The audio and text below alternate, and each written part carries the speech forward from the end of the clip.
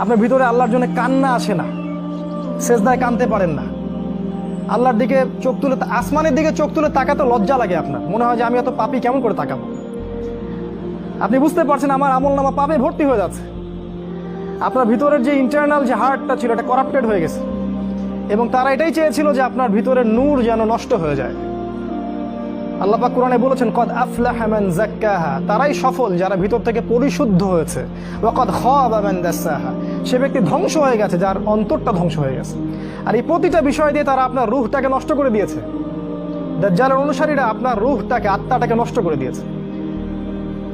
খেয়াল করে দেখবেন আপনার চোখ দিয়ে পানি আসে না, একটা অন্যায় পাশে দেখলে আপনার গায়ের রক্ত গরম হয়ে যায় না।